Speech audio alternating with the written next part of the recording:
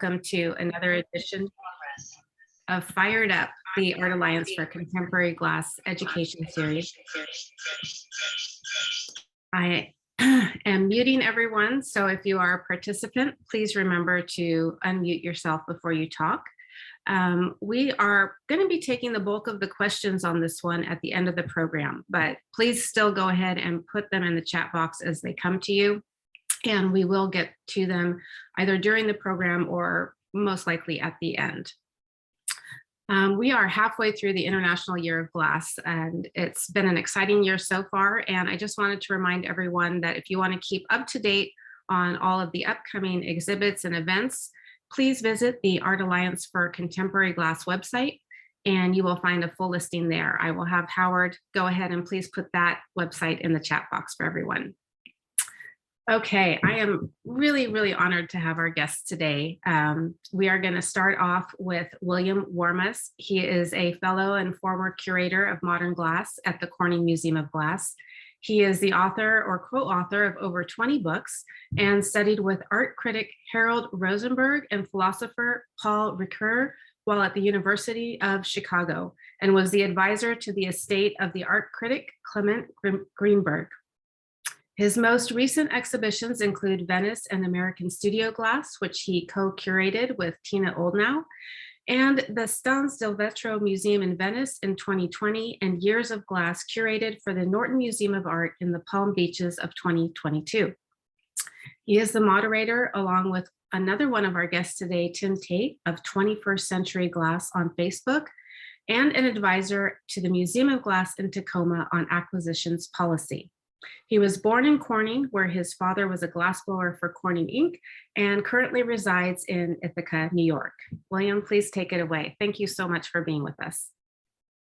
Thank you, Demetra, and it's so nice to be with everyone from the Art Alliance and the artists and the glass community and beyond now. And I'd like to just launch right into my talk, please, if we could have the first image.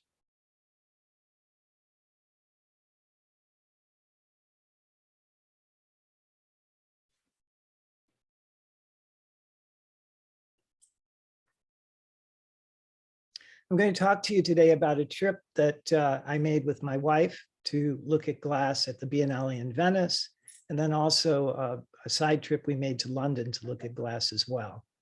Next image, please. We began our trip to Venice with Lino Tagliapietra in Corning, of all places. We were heading to Venice shortly after that, and Lino was in Corning to give his final demonstration there. He's in his 80s now. And also there was a nice dinner afterwards. Next, please. Most of you are familiar with his work. He's considered the best glassblower in the world, an amazing technician. But I disagree. Next, please. While Lino's an amazing technician, I've always thought of him as a theoretician of the Venetian aesthetic. And I think this is something we should really consider seriously. Lino advanced the Venetian aesthetic at a time when it was in decline, and he transferred those skills, which are really a world heritage, to the United States, where we took them and did our best with them. Now, what does that mean? Well, this talk is about the Biennale and other things, but Lino is central to Venice. So in 2 minutes, what I would say is that some of the elements of the Venetian aesthetic that he understood better than anyone else were, for example, that the shape of the vessel needs to be connected to the shadow, as in the vessel at lower left, where you see it reflecting below. He loved the idea of putting a lens into the vessel so that, as he said, you could see inside the water of the glass, as in the image at the top with the magnifying lens, looking down into the vessel for reflection, for understanding. And finally, the great contribution of Venetian glass during the Renaissance was the idea of curvilinear perspective. The Renaissance, of course, was the era when we discovered and really put into place the idea of rectilinear perspective, which most of the painters followed. But Venetian glassblowers showed another way. They showed that by blowing a curved canvas, they could lead the eye around in space, and that there was a lot more energy in that curvilinear structure than there was in the rather staid and reasoning rectilinear structure. Titian learned from this, and you can see the influences of Venetian glassmaking in his paintings, but it was kind of forgotten, and Lino brought it back, and we ran with it.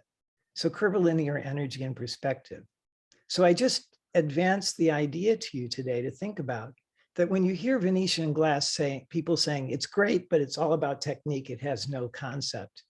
Well, I would say Venetian glass is great because it has mostly concept embodied by perfection of technique. Keep that in mind. Okay, let's go on our trip. Oh, by the way, this is the audience for Lino applauding, standing room only at Corning. Applauding the Venetian aesthetic, by the way, I hope. So at Glasstress, we were interested to see that it was on the cover of Vanity Fair Design with a piece by the sculptor Tony Craig. Lots of publicity for the show.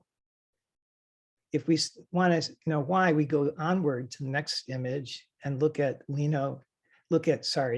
Adriano Berengo, shown with Ai Weiwei, perhaps the most famous artist working today, or at least one of the top 10. What can you say about Adriano? He's fantastic. Once in a while, we need a great force in our community, like Harvey Littleton or Dale Chihuly. Adriano is really a force of nature. And what did he do to deserve that? Well, he brought artists from the fine art community into the lab. Found a way to basically make the techniques of glass available to fine artists like Ai Weiwei. And then he took that and he worked with hundreds of artists. Next, and in the occasional critic too. So Glasstress 2022 is about a state of mind.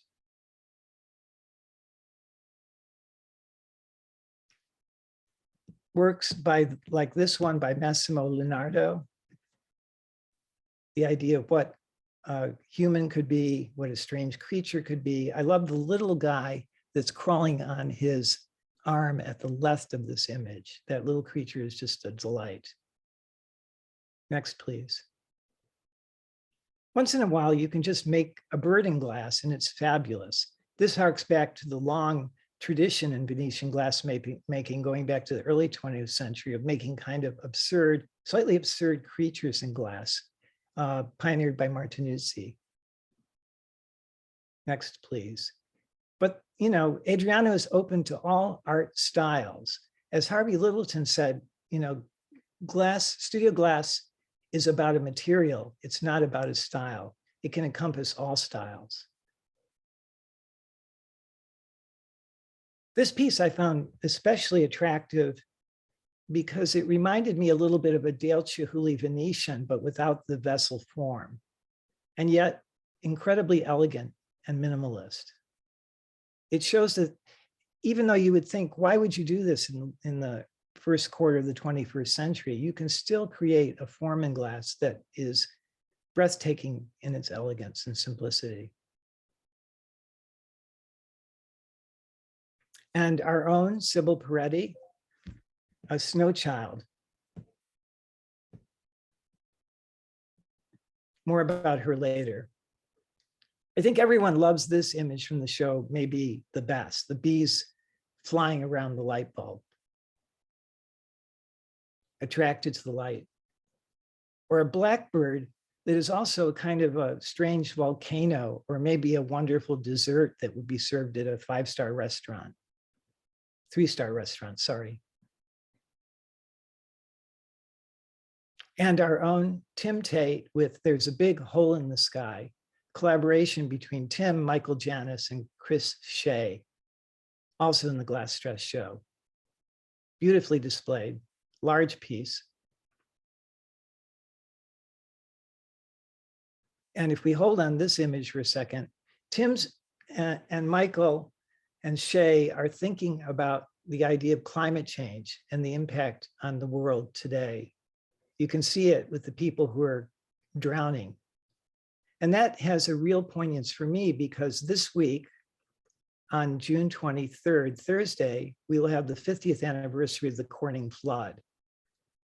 The museum was up 5 feet underwater. I was a young assistant in college working at the museum, so I was very much aware of the extreme damage done. My home had 14 feet of water, my parents' home. And perhaps as a warning to climate change, the hurricane that caused the Corning flood was considered a Category 1 hurricane, not a Category 5 like we have today. So an apt piece to get us thinking about climate change. Next. Wandering, I'm not covering Glasstress in great depth because for the most part, it was not completely open when we were there. It was a little behind schedule, as is everything during the pandemic. So wandering over to the island of San Giorgio, the Stanza Museum had a fabulous show of Fontana Arte glass from mostly the 50s and 60s. Just one piece, a table lamp. I wanted to steal this and bring it home. Can we show the details?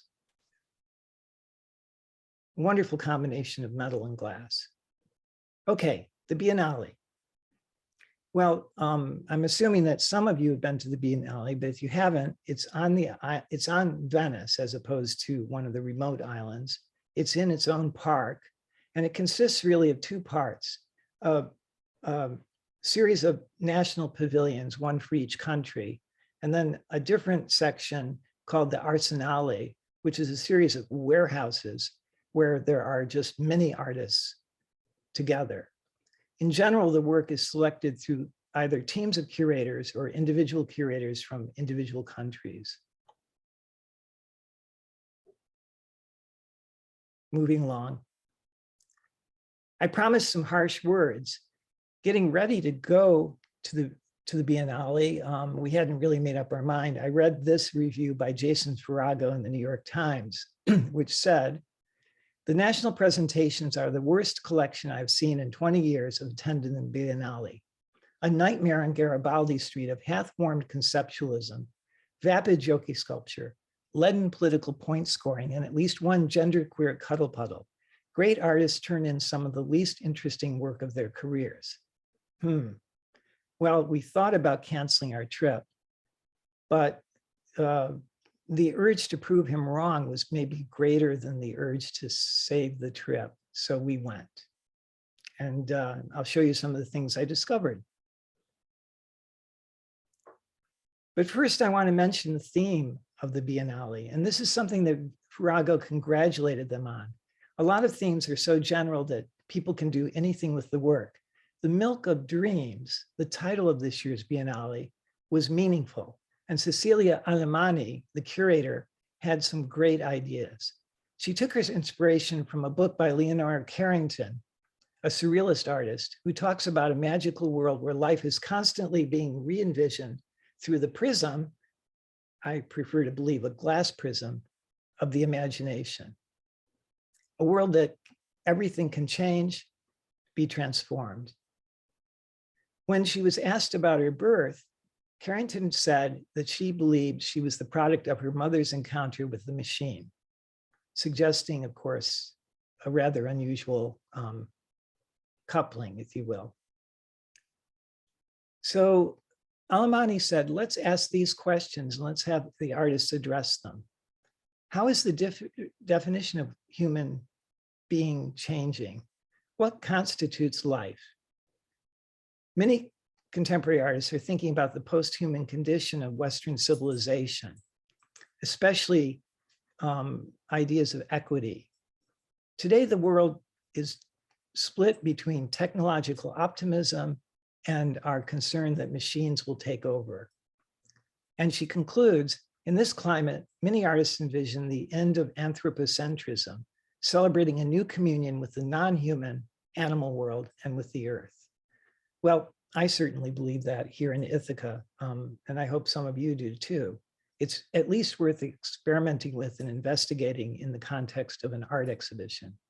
I mean, that's what art is all about anyway. That's what we do. We postulate crazy ideas and then prove we can make them. Next, I'd like to also point out that that's the last heavy text screen you will see in this presentation. So when you go to the Biennale, on the right, you see an orange telescope, glass, of course, and it leads your eye up to the decorations at the top of that building, which if we go on, we'll see are a series of Moving Along by Cosima von Bonin, by the way, the work. A series of sharks with various things in their mouths, like cruise missiles, or trying to play a guitar to the best of their ability. It certainly speaks to this idea of merging humanity and the world of other life forms in some new way. This was one of the craziest, most wonderful things shown at the Biennale in glass by Yunchul Kim at the Korean Pavilion. Big sculpture. Okay. Mostly glass. Some of Kim's work is glass, some of it's plastic. When Tim Tate and I go through Art Basel, for example, we often can't tell the difference. I once made an unfortunate post in 21st Century Glass saying that plastic is glass. And there were about 100 comments saying I didn't know what I was talking about, which I don't usually. So there you go. Anyway, the pavilion was full of wonderful, strange things. Like this piece, which if you look closely has lenses in it, which are made of a kind of a liquid crystal. It's a little bit like each of these goggles is a virtual reality headset, and they've all been sewn together into a creature. They're a little bit like scales on some kind of marvelous reptile. Next. And it moves. And it's dusty too. For those of you collectors who are irritated by dust in the house, you can see that they needed to dust it.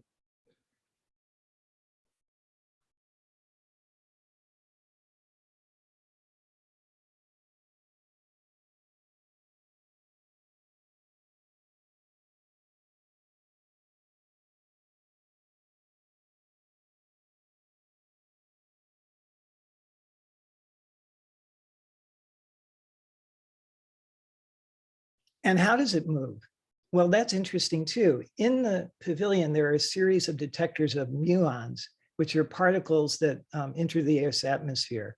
Depending upon the frequency and angles of these muons, determines the movement of the various sculptures in the exhibition. So it's a kind of relationship of a human organic creature to the cosmic world beyond us. Great piece. And of course, there had to be a chandelier too. Everyone in Venice who's working in art has to do some kind of chandelier at some point. So there's a muon-related detecting chandelier. May not be the best for your dining room, or it could be a conversation piece. Andra Ursuta made biomorphic creatures in glass in her technique of, I think, a sort of casting and molding.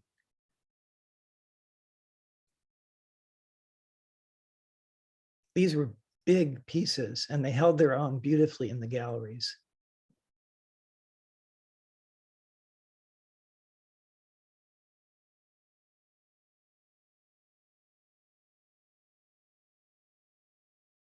I love this one with sort of crab feet. There were strange objects. Wandering around Venice, there are exhibitions that are part of the Biennale in churches and other places. So you would walk into a church and see something like this and scratch your head. What's it about? Well, Pedro Cabrita is really interested in fields in the sense of fields of clover or dirt fields. He's interested in the idea of high water in Venice and chaos and debris. and the opposition of architecture to decay.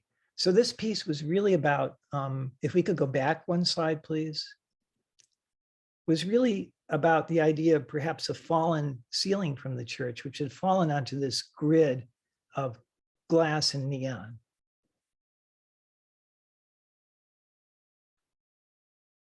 Okay, moving along.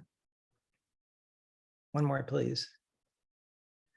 The Arsenale had wonderful work. I'm fond of taking pictures of how people behave in museums. So whenever I see someone posing in front of a sculpture, I photograph them. Next. If you go to Art Basel, the Biennale, you're going to look at glass in a way that we had hoped it would be shown for many years. In other words, it's going to be intermixed with all the other media. And so you wander from one wonderful glass object to a wonderful sculpture out of earth or a painting. One of my favorites was Delcy Morella's Earthly Paradise. Next, please. Which occupied an entire interior of a warehouse space. Basically, what Morellis had done was to raise the walls around the space and fill them with earth, as if the earth were rising up to take over the entire space. And then you could wander through this labyrinth, but you couldn't go up the staircase because it was buried in dirt.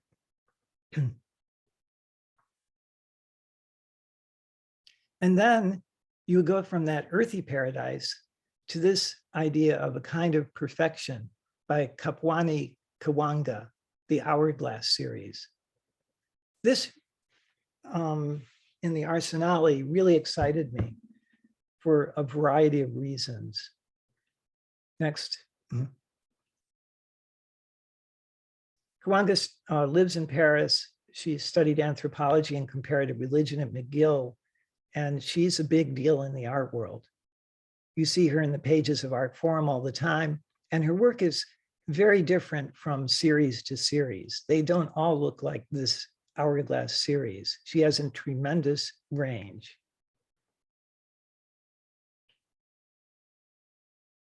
Next.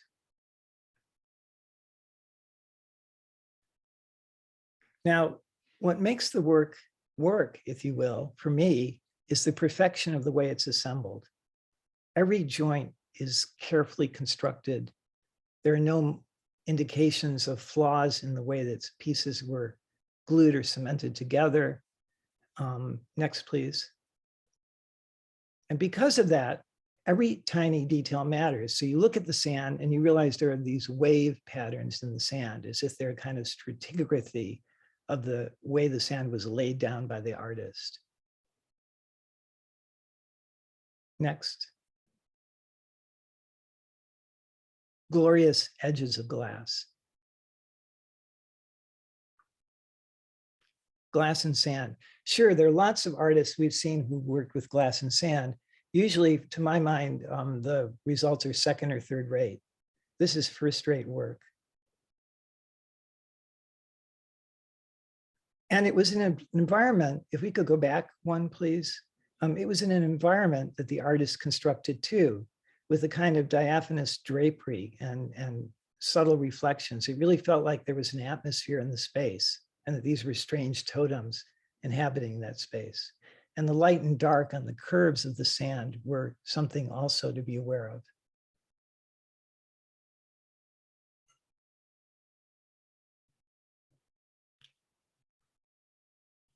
I mean, wasn't one of the goals of modernism to be able to draw a line in the air and have it stay in place? Well, look at these lines. They're lines in the air and they stay in place. Next. This gives you a better idea. She even separated the two pieces, left and right, by a curtain hanging in the middle.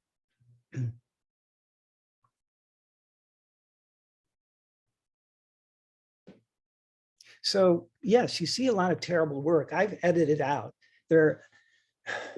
I saw so much glass at the Biennale and a lot of it was terrible, but you edit that out and you live for the moments when you see things you really like. They energize you. even something like this, a little Murano octopus, but it's a painted canvas by Alison Katz called Milk Glass, of two octopuses meeting for maybe the first time.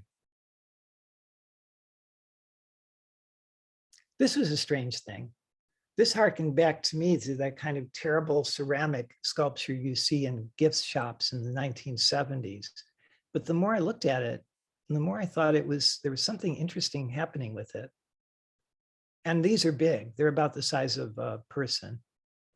So there were these blown structures of glass that seemed to have accumulated in the hollows of these, whatever they are, seed pods, perhaps, architectural structures.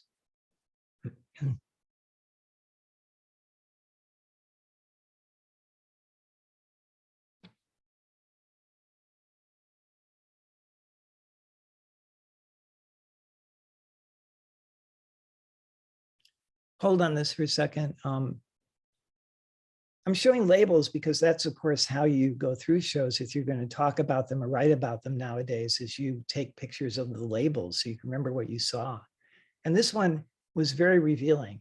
The hand-blown globules of glass were injected with melanin, black mold, soybean-filled capsules, testosterone-laden soap, estrogen-rich cosmetics, and the artist's own mother's urine.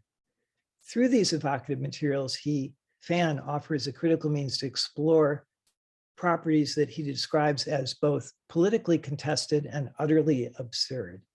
So a nice combination of politics and surrealism in this work, but not in your face, not labeled as such. It's something that you either pass by or it draws you in.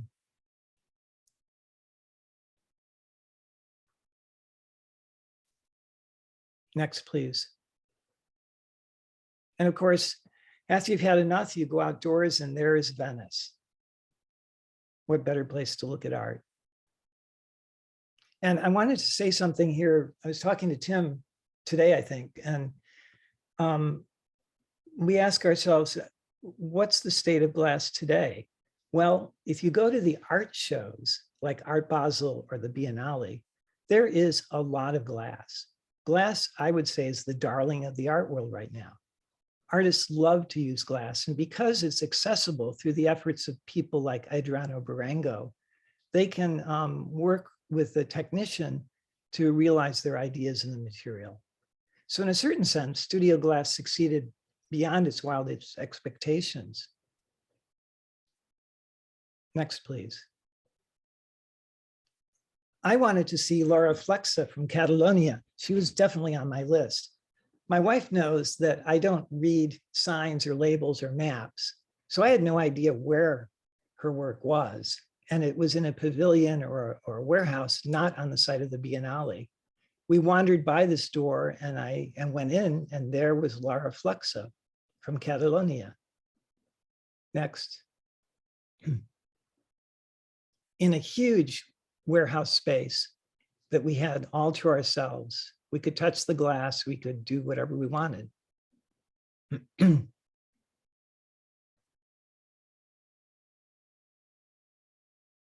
Catalonia in Venice. So what is this installation all about? Well, it follows the theme of the show. It's about the distillation of liquids into purer substances, or maybe less pure substances, and how you can create receptacles and containers and all sorts of tubes and devices to affect these things. Most of it is glass. Some of it is rubber tubing.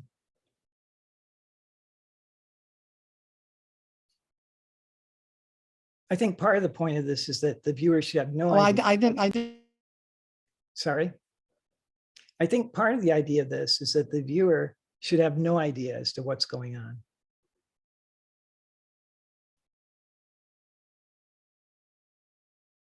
Except that it's really cool to look at and very sensitively constructed and formally beautiful. So maybe this is milk, probably. Milk from a human, a machine. a dairy.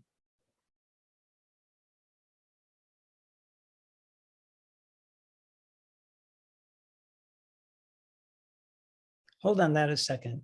The reflections in the glass were wonderful. You can see that kind of blue curved structure. I just love the way the glass was reflecting the light from the space above, and I'm sure the artist thought about that. It's not for me. I can't hear. Hello, can people hear me? Okay, let's move on. William.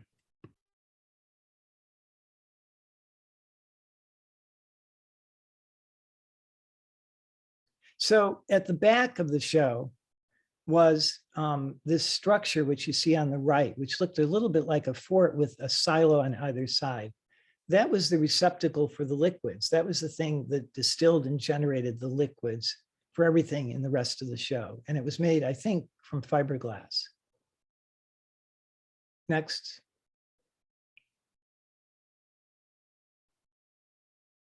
Moving on.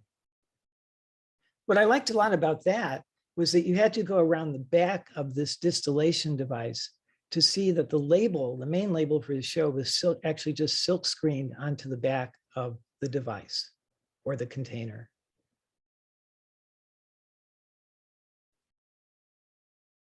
And if you wonder how critic works, well, this is kind of how the critic works. You point and you use arcane jargon like wow, or man, or yuck, or that's terrible. And then you go home and you write your essay, which takes about 3 weeks. But at the beginning, you just kind of point at things and say, that's good or that's bad. Like, that's good. And these shadows are amazing. Okay, I'm sorry to dwell on Laura Fluxa for so long, but I wanted to give you a sense of how, you know, a critic or a curator might go through shows and suddenly focus on something and say, I got to do a show of that artist's work and I got to study this. This is my one chance.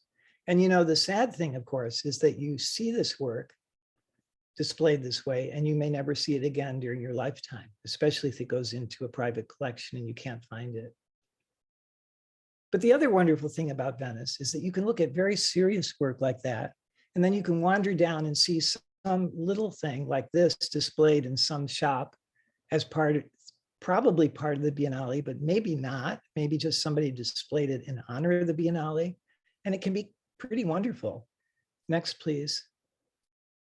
This is the throne of Salsa Passa 2 by Alessandro Tramboli. And it was interesting. Next. It was encrusted with lithe forms, so it certainly followed the theme of the show. I think it's probably a metal or metal-plated throne with glass sea creatures, which appeal to me as I'm interested in the ocean realm. Next, please. So you can see at the top that there are sponges and corals that have encrusted the throne.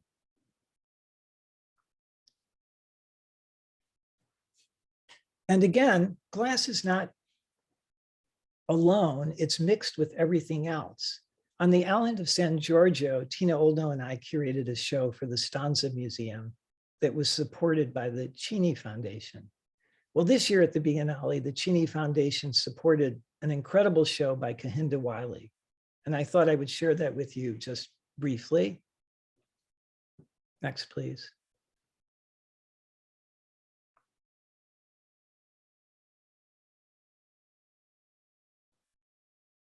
It's inspired by historical paintings and sculptures of fallen warriors in a resting state. But also just the decoration is so glorious, the way the leaves fall against the arm. Next. Some people asked me when they saw these images, are these projections or are they on glass screens or what's going on? And really the room was set up dark.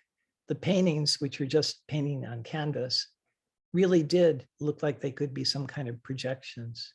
This is a great image because you see that the sneaker leads you into the painting.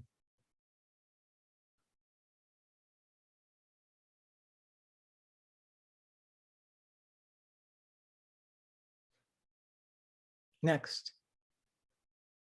And of course, the justification for the entire trip to Venice was to see this image of the glass bracelet on the Cahinda-Weiling painting, or at least I'll pretend it's glass. I hope it is. Next, please. What I didn't know about were Wiley's monumental bronzes, like this one, which is, you know, probably 10 or 12 feet tall and harks back to Confederate monuments with Confederate generals on them. But this is a monument of another sort.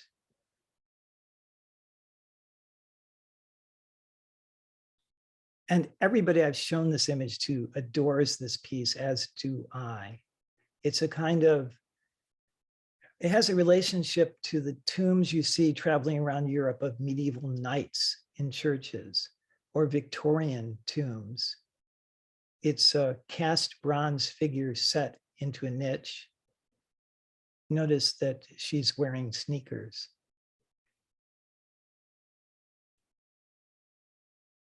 Next. Okay, one of the things I thought I should show you is that during the Biennale time and other times of years, this storefront owners love to display glass in their storefronts as their own little exhibits. So I got up at 6 a.m. and went through Venice to take pictures of storefronts. And this, I'm an introvert. This is my favorite time in Venice because, as you see, there is one person there, which is a little bit of a problem, but acceptable. Next, please. This shop was near where we were staying. And if you see the interior in the following image, it was just wonderful, mostly full of glass. Next. Some things are impressive, but aesthetically dubious. I have no idea exactly who made this at the Vecchio Murano glass blowing studio, but it was a big horse in cast or blown glass, cast glass panels, I think. Next, please.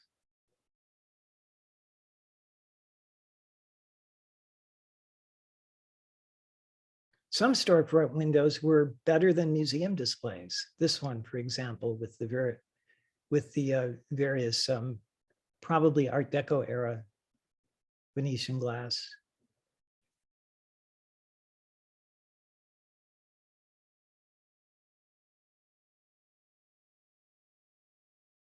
I like the way this is a torso. We never figured out whether this torso was plastic or glass, but I like the way it reflected in the window. Can we go back one? It disappeared with the Venetian landscape, just wanted to overwhelm it in the reflection in the window. Next, please. Next. It's empty at 6 a.m. Even the pigeons are not around.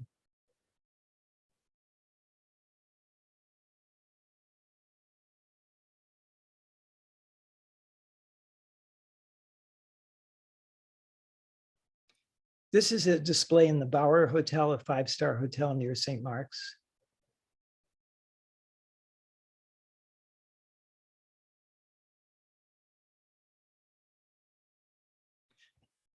Okay, we're leaving Venice and we're going to London. If you stay in Venice, you're always surrounded by water, and that's the thing that makes it so wonderful and remarkable. We stayed with friends who live on the Grand Canal, and there's a little boat available there that their neighbors own, and it's docked right there at the house on the Grand Canal.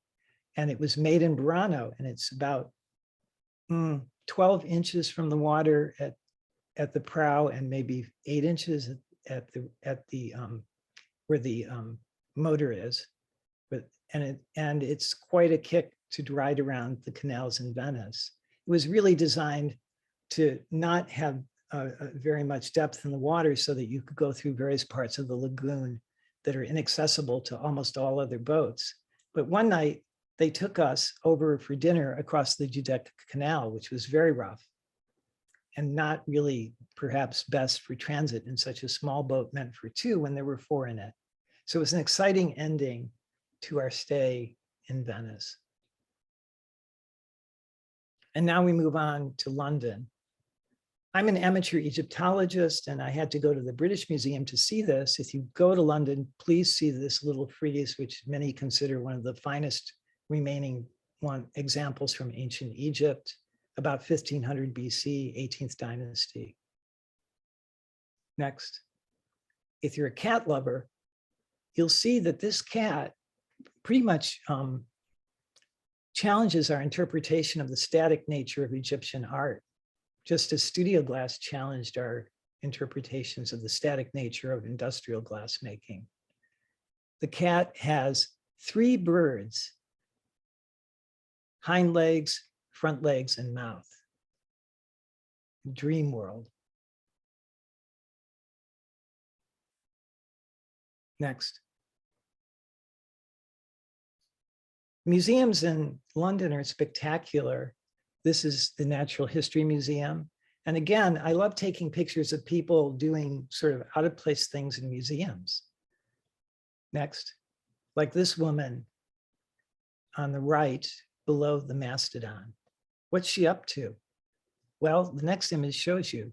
She's checking her makeup beneath the mastodon with, I think, her mother keeping an eye on her.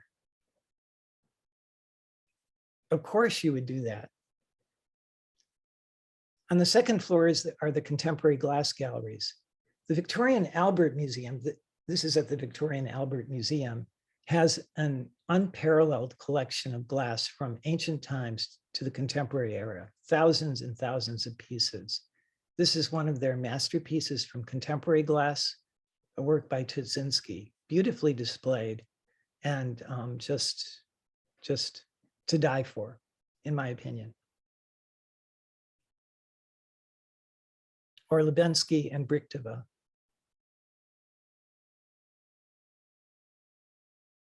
Next.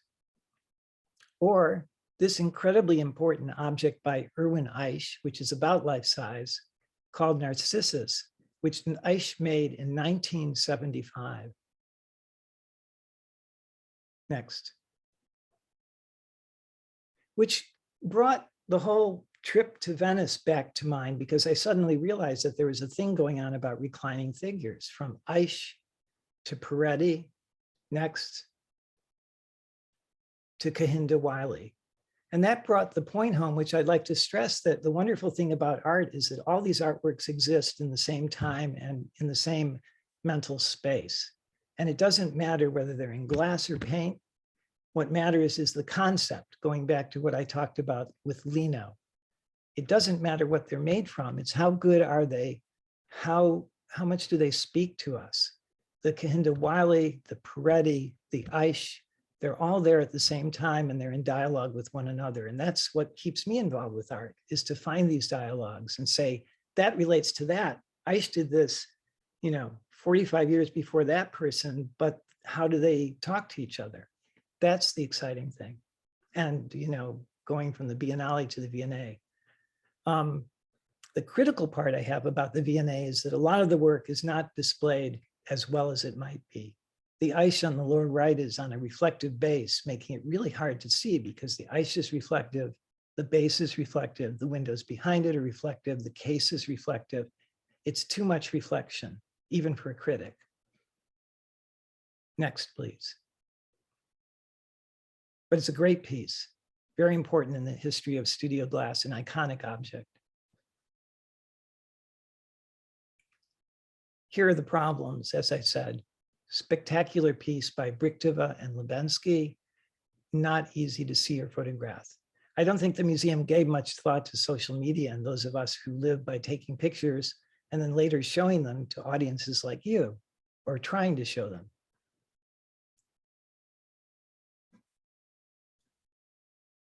This is the other gallery. There's a contemporary gallery, and then there's a very long gallery that shows lots and lots of glass in study cases. And it points up to me that maybe the two eras of art and glass. There's an era in the 1980s and 90s when everyone thought, show all the objects in your collection, put them in study cases. Then there's today. And the thinking today is probably different. it's put things on pedestals, give them the dignity and space they deserve. So I think these galleries, while containing fabulous objects, are in need of updating, especially coming from the Biennale.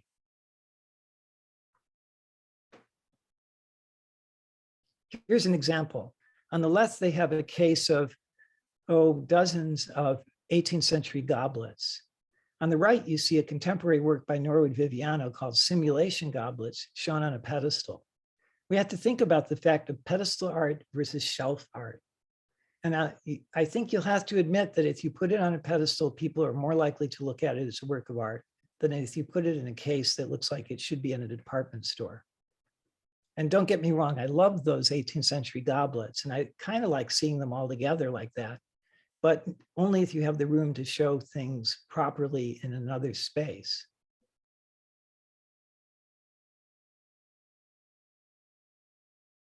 Amazing examples of ancient Egyptian art, like especially the cast head of probably a pharaoh on the right, very rare, ancient Egypt, 18th dynasty.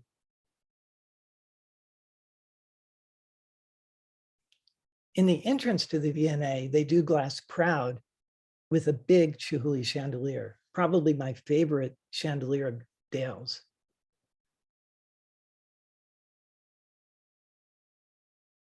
Above this chandelier is a dome, and you see the blue sky. And I love the way the tendrils all go blue at the top, like as if they were reaching for that blue sky overhead.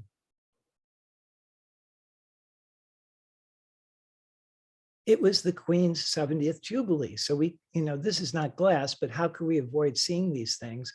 In our neighborhood, many of the apartment houses, many of the shops had done fabulous floral displays in honor of the Queen's anniversary. Next. Even a little corgi dog out of living plants, who appears to be drooling, by the way.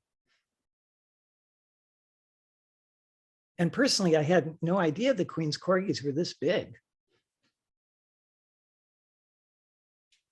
Next. So we flew home. This is over Newfoundland. Ithaca weather, all clouds with a tiny little gap where a ray of light might penetrate.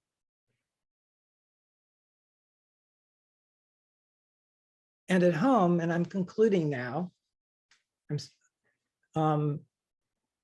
I was reminded that this year is the 100th anniversary of Harvey Littleton's birth, the guy who started everything. Next, please. An example of his work in the Smithsonian from the collection of Paul and Elmarina Parkman. And Harvey was very influenced by Venetian techniques and concept early in his career. So we can kind of bring it full circle. Studio glass, Venetian glass, fine art world, they're all intertwined. Is one better than the other? Of course not. They all have different things to contribute. And right now is a really exciting time. As I got older, I wondered, did the field I devoted so much of my life to, was it going to just disappear? Well, it didn't. Actually, it blew up and exploded into a world that was much larger than I ever thought. And now I have to run all over the place with Tim Tate, going to Art Basel, going to London and Venice to look at all this art. It's an exciting time. And I thank you so much for spending 50 minutes with me. Thank you so much, William. That was really, really a wonderful presentation, and I know that the members enjoyed it. Before we get to questions, we do have two more guests to share with you. One thing that William touched on that's so important is the display and presentation of work. And I thought that was particularly true of the piece that Michael Janis and Tim Tate had at Glasstress this year. A stunning work on its own, but elevated even more by its display at Berengo. So Michael Janis and Tim Tate, please unmute yourself and tell us a little bit about your work. Certainly. Just take us off your shared screen, Bill, and we'll talk to you. Yes, there we go. Hey, folks. Thanks for asking. I'll have Michael describe a little bit of what that was. Just to give you the mechanics of it, it took about a year to get there. in the sense that we made all the molds in Washington. And then Michael's part in DC, we shipped them over, and then everything was cast in Berengo studio. And then at the last minute, it was put together and hung in time for the show, which we were very grateful for. So we were supposed to be there with Bill. Bill and I love going to glass locations, but they kept changing the date of that thing, and they put it right on top of the exact same date as Toronto with Sandra Ainsley, so I could not go. But at least I got to go in spirit, Bill. I thank you. I'll save my question for you in a minute. Go ahead, Michael. He'll tell us a little bit about the piece. Well, the piece is titled "There's a Big Hole in the Sky," and it was pretty much encouraging viewers to give up their apathy towards climate change. And we really wanted to talk about that it is flooding, and so that's what a lot of things that Bill had pointed out, that it is about that you're being flooded and you're seeing people who seem oblivious to it. And the one person who's facing the viewer is the only one who seems to be distraught about the rising levels of the ocean. And I'm going to point out that the model for that, it used to be was our studio coordinator, that she always had that look of despair and fear in the studio. So I thought she was a perfect model for that. Oh, yes. And it was really something to encourage people to start finding solutions for it. And you chose to go very monumental.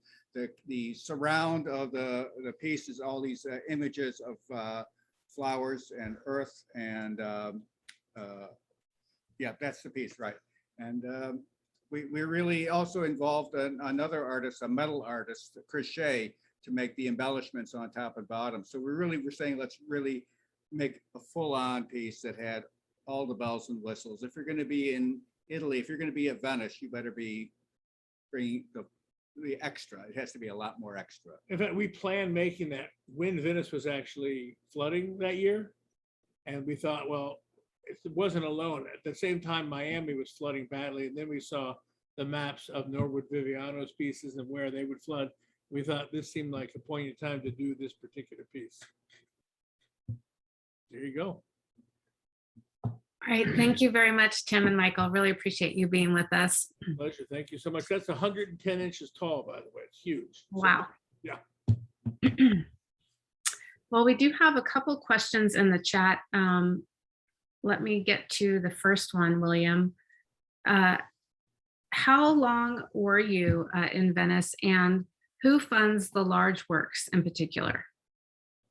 I was in Venice about a week altogether for looking at art. And I don't really know who funds the large works in particular. You know, I'm sure it's a combination of artists financing themselves and some kind of grants and funding or purchases by collectors. Okay. Any more questions? Please put them in the chat. Oh, can I just say it? Okay, Bill, even though we were playing a drinking game to see who would get the drunkest every time you mentioned Clement Greenberg's name, I didn't get any. So but when you went to the Biennale, and you and I have been to Basel so many times, and I've been to the Biennale as well, there's so much glass, and we're always just in awe of how glass is so embraced by the fine art world. So tell me, which has more glass, the Biennale, or if you're making one trip, is you go to the Biennale, you go to the Basel, Miami, take your pick. Well, I would have to say that the Biennale Arsenale Venice combination has more glass just because it's such a big event. But you know, it's a little bit of a crapshoot. As you recall, the first time we went to Art Basel a decade ago, we had heard from various people that dealers hated glass and they wouldn't show it. And we walked in and there was this, 3 foot by 3 foot by 3 foot cube of solid glass by Ai Weiwei as the first thing we saw. And we realized there was a lot of glass. So we went the next year thinking, well, that was probably a one-off. And there was even more glass. So either place is a good place to go. It's going to be less expensive if you're American to go to Art Basel. And How much? That's every year. So it's hard to say which one you should go to, but I would say that this year, definitely the Biennale and associated shows had more glass. And let's see, a question from Judith. How do you evaluate the review of the NTY? How about the issue of creativity and the growing direction to see glass as an element in mixed media?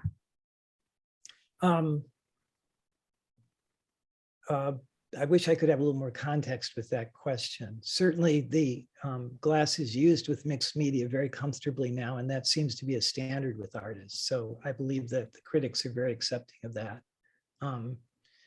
In terms of the New York Times, if she could re-ask that question a little differently. I'm not sure what the first part was about. Yeah, I think I'm going to go ahead and stop the recording now so people can just unmute and chat with you freely, William, and that might add some clarity to the discussion. Okay.